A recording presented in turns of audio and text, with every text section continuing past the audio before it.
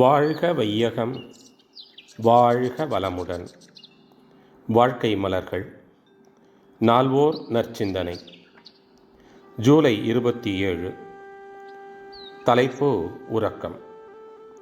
இப்பொழுது ஒரு 10 விதைகளை போட்டு இருப்பதாக வைத்துக் கொள்ளுங்கள். ஒரே மண், ஒரே தண்ணீர். ஆனால் அந்த 10 விதைகளும் விதைகளிலே இருக்கக்கூடிய தன்மைக்கு தகுந்தவாறு இந்த தண்ணீரையும் இந்த மண்ணிலே இருந்து அவை எடுக்க வேண்டிய அணுக்களையும் எடுத்துக்கொண்டு, வேப்பம் விதை என்றால் வேப்பம் செடியே தான் முளைக்கும், கரும்பு என்றால் கரும்புத்தான் வரும், மாங்காய் என்றால் மாஞ்செடித்தான் வரும். அதுபோலவே நமது உடலும் உயிர் சக்தியை ஈர்த்து கொண்டு சேமிக்கவும் செலவிடவும் செய்கிறது.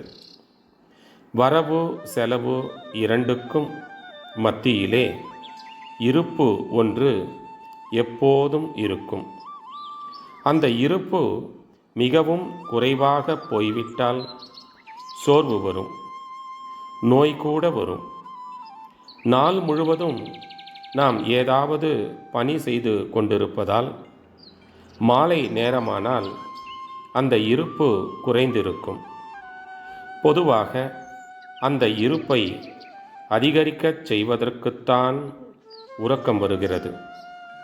உறங்கும்போது என்ன நிலைமை என்றால், மன இயக்கம் இல்லை, உடல் இயக்கம் மாத்திரம் நடக்கிறது.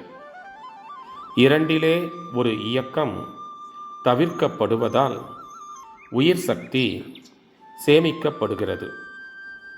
காலையிலே அந்த சேமிப்பு சரியான இடத்திற்கு வருகிறபோது அதனுடைய திணிவு, அதாவது அழுத்தம் போதிய அளவு வந்துவிட்டதானால் நரம்பு மண்டலத்துக்கு இயல்பான தொடர்பு, ஆங்கிலத்தில் ஆட்டோமேட்டிக் ரீகனெக்ஷன் என்பார்கள், மீண்டும் வந்து விடுகிறது. நாம் கண் விழித்து எழுகிறோம். பெரியவன் அங்கே இருக்கிறான். எங்கும் நிறைந்த ஒரு சக்தியாக இருந்து கொண்டு காலத்தாலே இணைப்பை துண்டித்து காலத்தாலே மீண்டும் இணைப்பு ஏற்படுத்துகிறான். கூலி மட்டும் நாம் கொடுக்கிறதே இல்லை. இம்மாதிரி ஒரு சக்தி இப்படி இருந்து கொண்டு என் உடலிலே இத்தனை வேலையும் செய்து கொண்டே இருக்கிறது என்பதை நினைத்தாலே போதும். அதற்கப்புறம் அந்த நினைவுக்குள்ளாகவே ஓடி அவனே வந்து, நீயேத்தான் நானாக இருக்கிறேன், நானேத்தான் நீயாக இருக்கிறாய் என்று சொல்லுவான். அருட்தந்தை.